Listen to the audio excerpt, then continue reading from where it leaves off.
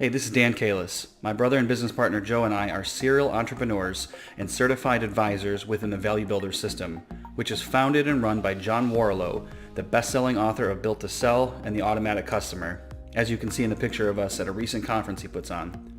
We are the co-founders of Calbro Group, and what you're about to watch contains some rarely talked about eye-opening insider information, thought-provoking insights, and remarkable case studies about value and sellability for small and mid-sized companies at or below $10 million in annual revenue. The reality is that most mergers and acquisitions, investment banking, and private equity professionals totally ignore companies of this size, and nearly all business brokers today are totally transaction-based and don't have or take the time to educate or advise small and mid-market companies on exit planning and value acceleration. That's where we come in, as advocates for the underserved, the overlooked, and the often manipulated sector of privately held businesses in America. By the way, there's nothing for sale during this recording, and at the end, the only thing we have to offer you is the opportunity to ask clarifying questions about what you just watched. In a nutshell, 80% of businesses doing less than $10 million of annual revenue are unsellable. And of the 20% that do sell, only 5% of those business owners, so 1% total, are happy with the net sale proceeds. That's sad. Well, why is that the case? Well, there are actually 8 primary drivers of company value and sellability, according to research done by the Value Builder system on more than 40,000 businesses. One of the most common reasons a business is unsellable, even if it's profitable, is that it's dependent on the involvement of the owner. So one of the best benefits of having a sellable business is that it can thrive without the owner managing the day-to-day operations. We refer to this as being caught in the owner's trap. The other 7 drivers are just as important to making your business a well-oiled machine that the owner can exit and sell at any time in order to retire, to pursue new endeavors, or to properly deal with unplanned life challenges. One of our mottos at Calbro Group is, ready or not, exit will come. And to avoid the terrible pain of regret, it is vital, not an option, to create and execute on a strategic exit plan at least 1 to 2 years before you need to exit, but ideally 4 to 7 years ahead of time. Those who don't plan ahead for their inevitable future exit will end up in the 80% of businesses that can't and won't sell, and in some cases even go bankrupt. But just because this type of planning requires you to begin with the end in mind, it doesn't mean you won't experience any positive changes until the end. Just the opposite. A good exit plan doesn't just increase the equity in your company that can't be harvested until a sale, but it strengthens the infrastructure of your business to dramatically improve cash flow, ensures your corporate financials are airtight and trending positively, boosts customer loyalty, and many other tangible benefits. Lastly, before we turn it over to John, the reason we emphasize the word freedom is that a highly sellable and valuable business provides you the choice to either have freedom in your business while reaping all the benefits as the owner, and when it's time to exit, it provides you with total freedom from your business, financial, time, and location freedom, and the ability to sell your company for top dollar on your terms. It's the business strategy that trumps all others. And without further ado, here's John Warlow.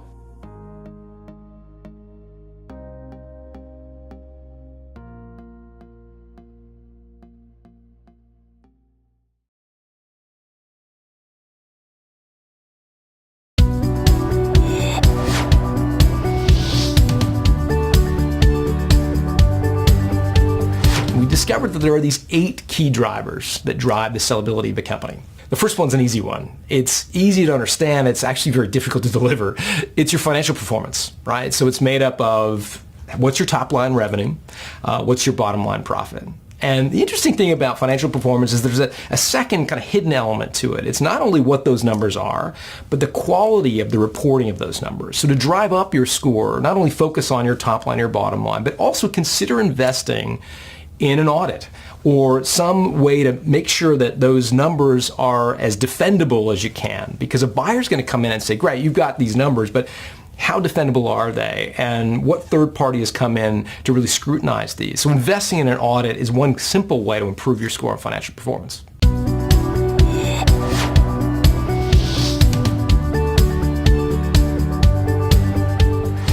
You know, the second driver of sellability is growth potential. So a lot of business owners, when they think about their business, they want it valued on what they've done in the past, right? we're proud of what we've done in the past. That's normal. The fact that you've won an association award, for example, or that you've got a 20-year business, or that you're recognized for your reliability, whatever it is that you think you've done in the past. And the hard truth of it is that when a buyer comes in, they're not buying the past. They're not buying what you've done. They're really only buying one thing, and that is they're buying your future stream of profits. What is this business going to do in the future? For you, it's the end of the game. It's the finishing line. For them, it's the start. It's a different frame of mind. So for them, they want to understand, okay, what can this business do in the future? So to drive up your score on growth potential, you really want to make the case and focus on what is the future potential of this business. Can it operate in a different market? Let's say you've been successful in market A. Is it possible to scale this into market B, C, and D? Could you cross-sell additional products and services to your existing customer base? Are there ways that this could work in different cultural markets, for example? All the ways that you could significantly scale up the business. The answer to those questions is going to drive up your growth potential.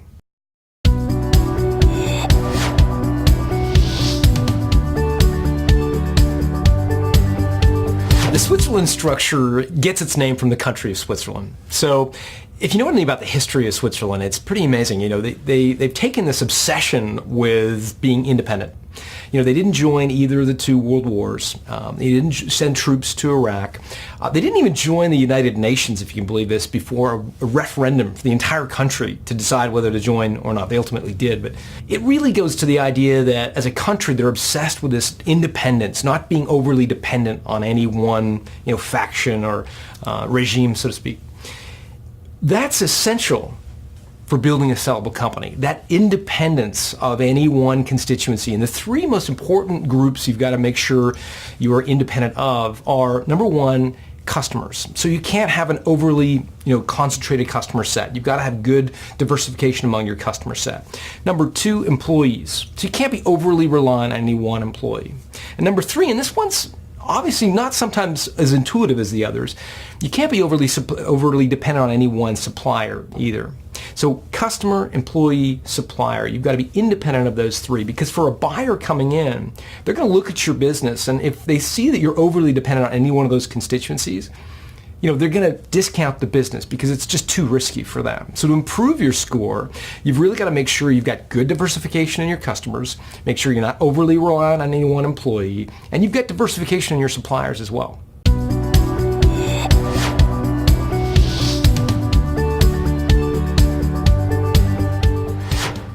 Remember when you were a kid, you go to the playground and you'd be on a teeter-totter.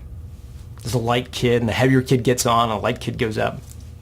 The same relationship exists between the way cash moves through your company and its value. And it's one of the drivers of sellability. Essentially, when a buyer comes and buys your business, they've actually got to write two checks. So they write a check to you, the owner, it's obvious. They have to write a second check that a lot of people don't really think about. And the second check is to fund your company's working capital. That's the money your business needs to operate the day you hand over the keys to the buyer. The deal is that the buyer has to write those two checks out of the same checkbook. So the more your company sucks up in the way of cash, the more cash your company needs to operate, the less they're going to be willing to buy your business. So the way to improve your score on the valuation teeter-totter is really to make sure that your business is generating cash. If you collect receivables, collect them faster. If you can extend your payables a little bit more, make sure you're delaying your payments to the point where you're just generating more cash as a business. And that's going to improve your score on the teeter-totter.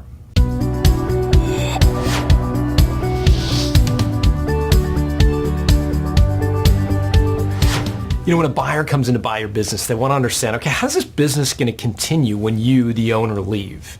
And so the more reoccurring revenue you can have, the more valuable it's going to be.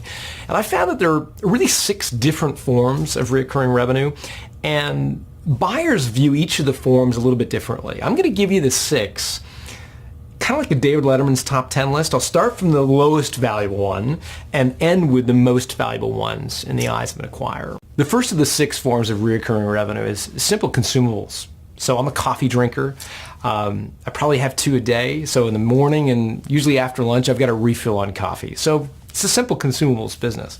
One step up the ladder is a sunk money consumable. So you've seen these Nespresso coffee makers where you've got the machine and then you buy the little capsules. That's called a sunk money subscription because you've sunk money into the machine. You're way more likely to buy the capsules from the same company. Next one up the ladder is subscription revenue. So if you've ever subscribed to a magazine, you know about that, right? There's a start date and an end date to your subscription, and the editors know that you're a subscriber for either a year or 2 years into the future. It's a form of recurring revenue. One step up the ladder is sunk money subscriptions, where you sink money into a platform. And then you buy information or something on a subscription basis. A good example of that would be the Bloomberg terminal. Wall Street traders have the hardware, the physical computer that sits on their desk. That's called the Bloomberg terminal. They also buy the information on a subscription basis. So it's kind of mashing together two of these concepts, not only sunk money consumables, but also buying on a subscription. Auto renewal is the next rung up the ladder, where instead of having a start and a stop date to a subscription, it's in perpetuity. So, when you store documents, for example, with a document storage company like Iron Mountain, that's in perpetuity. They keep the documents until you say, send them back or shred them. And they just keep billing you on, a continuum basis. That's auto renewal or evergreen. The most valuable form of recurring revenue is contract revenue, where a customer is contractually obligated to buy from you into the future. And that, of course, is the most rock solid form of recurring revenue. So to improve your score on this attribute, what you want to try to do is both walk up this hierarchy of recurring revenue. Think of it as a ladder, moving up the rungs on the ladder. So if you've got subscription revenue today, think about if you could turn that into auto renewal subscription, or if you've got evergreen subscription, could you make those contracts? Once you can climb up as high as you can, you really want to focus on the proportion of recurring revenue. The ideal is 100%. Very few businesses get there, but the higher proportion of recurring revenue and the higher up the ladder you go, the more valuable your company is going to be.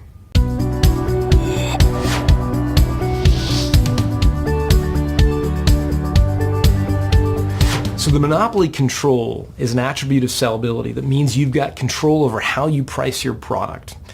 You're not being commoditized, essentially, because you're unique and different in the marketplace. You've heard Warren Buffett, the famous investor, talk about this idea of having a deep and wide moat around your business.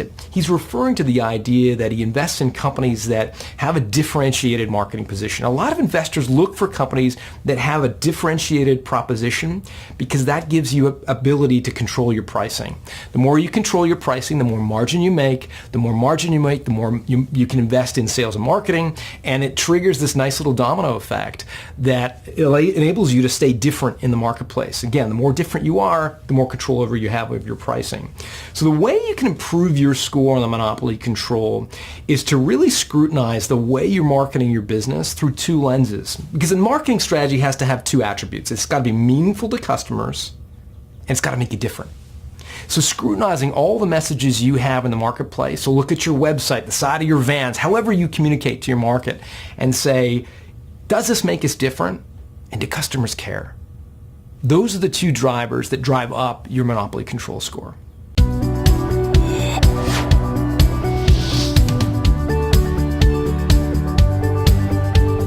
Customer satisfaction is an obvious driver of sellability, right? So obviously, how satisfied are your customers is going to be important to a buyer. Because when a buyer buys a company, they're buying the future. So when you leave and ride off into the sunset, they're going to want to know, how's this business going to be performing when you're gone, the owner? To drive up your score on this attribute, you've got to really quantify, empirically, quantitatively measure customer satisfaction.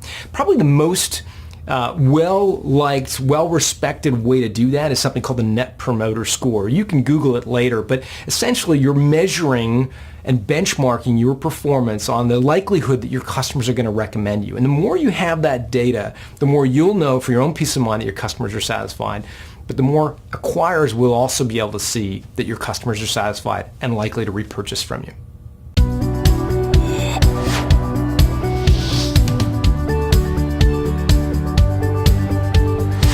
Yeah, hub and spoke refers to how dependent your company is on you personally. Again, when an acquirer comes in to buy your business, they're going to want to know, how's this thing going to operate when you leave? And the more dependent the company is on you personally, the lower you're going to score on hub and spoke. The name comes from 20 years ago. I was talking to a business owner and he was describing his role in the company. He said, I'm a hub in a hub and spoke model where all my employees come to me when they've got a question. My customers come to me when they need a quote. My suppliers come to me when they want me to buy something. And he was proud of that operating style, saying that, that's what makes his business efficient. Well, it may be efficient, but if you've ever flown through, Chicago O'Hare when there's a snowstorm and the hub breaks down, it gets locked up, it's a disaster. And so the same thing is true of a hub and spoke business owner. When everything is dependent on the hub and spoke or that hub manager, there's not much value left in the company. So the key here is to improve your score on hub and spoke is to make sure your business becomes less dependent on you personally. And one of the quick ways you can do that is to start documenting your processes, right? So if you have ways of doing things, get them down on paper. Make sure employees are aware of the 7 steps to close up at night or the 3 ways that we change our brand or the things that are important to us as a company, our values and so forth. Make sure all this stuff is not just in your head, but expressed, written down so that employees can read it, digest it, and operate when you're not there. One of the fun ways you can measure how you're doing on hub and spoke is to take a vacation. Start small, take a couple days, and just see how your business operates when you're not there. Come back, find out where the breakdowns were, and start plugging those holes. Again, with training, process improvement, making sure things are documented for employees. Take another vacation, make it a week or 2, and again, see how the business performs, because it's at those points of where the business breaks down, you've got to reinforce before you're going to score better on hub and spoke. Hey, it's Joe Kalis, the other half of the Kalis Brothers duo. We get so excited hearing about the 8 key drivers because they're prescriptive in nature, so that any company can optimize each of them. And they're statistically proven to contribute far more than any other changes in driving up the sellable value of your business. And this is from empirical research done on more than 40,000 privately owned businesses. Frankly, there are actually a lot more strategies and tactics within each of these 8 drivers that we didn't even have a chance to cover in this presentation. Even if you don't plan to exit and sell your business in the near future, optimizing these 8 areas will make your business way more enjoyable, profitable, stable, and scalable, and takes all the guesswork out of the question you might be asking: will I ever be able to sell my company for anything, let alone to get back all that I put into it? Valuation of any company is made up of 2 distinct parts, and most people only ever pay attention to the first and more obvious one: earnings. Earnings are improved by increasing sales and reducing expenses. This is the quant or the quantity part. It's the numbers, the financial metrics. Thankfully, my brother Dan and I also have extensive experience with increasing earnings through our years of digital marketing experience, having built and run systems and campaigns that generated us and our partners millions of dollars over the past several years. When those types of revenue generating methods are implemented through digital marketing into the average company, it's not uncommon to rapidly increase your earnings by 2 times, 3 times, or even 5 to 10 times earnings. But this is only half the battle as a business owner. The second and equally important element of valuation and sellability is your multiple of earnings. The multiple of earnings, which typically ranges from 0 to 5 times with most small businesses, is a factor of the profitability that an acquirer believes your company to be worth. In some cases, instead of the average 0 to 5 times multiple, a company could yield as much as 20 times or even 50 times after becoming aware of the 8 key drivers and working to optimize each of them. And again, these are statistically proven methods, not just the theory. The earnings portion of your business is essentially what your business looks like from the exterior, while the multiple of earnings you receive from an acquirer is all about the internal factors, the foundation of your business that most people can't even see. Focusing on the earnings without paying attention to the multiple would be like assuming that every skinny person in the world was healthy. We know for a fact that that's never true, that the ultimate health of a human is determined by what's going on inside. Your business is no different. When you significantly increase both earnings and multiple of earnings, you can really create substantial wealth as an entrepreneur. In fact, John Warlow said, "There's simply no better way to become wealthy in America than successfully exiting a business." So, the first step in this process is learning what your sellability score is and increasing it over time. The sellability score is a measure of your score on each of the 8 key drivers. At the end of the day, entrepreneurship is about freedom. You are either seeking freedom in your business, which has you remaining the owner, but exiting from the day-to-day operations, removing your company's dependence on you, opening up the ability to rapidly scale, improving cash flow, and enjoying the fruits of a well-oiled, self-managing, income-producing machine. Or you are in the mode of planning your freedom from your business, exiting from the company and preparing for a sale to a third party at top dollar on your terms so that you can enjoy the next chapter of your life or to take care of some unplanned life challenge. Proper exit planning like this ensures that you won't be like the 80 to 90% of business owners who get to their inevitable exit day and walk away with nothing to show for all the blood, sweat, and tears. Regret is a terrible thing. It's sad, but it's easily preventable. As we often say, ready or not, exit will come. So the only thing left to do at this point is click the button below and schedule a 30-minute discovery call with us so we can take you through our 16-minute interactive questionnaire to get your company's overall sellability score. This way, we can let you know some effective strategies for optimizing all 8 drivers in your business, especially the ones that need the most work. The second half of this call will be more of an opportunity to learn about your goals, motivations, and challenges as a business owner. We look forward to hearing from you soon.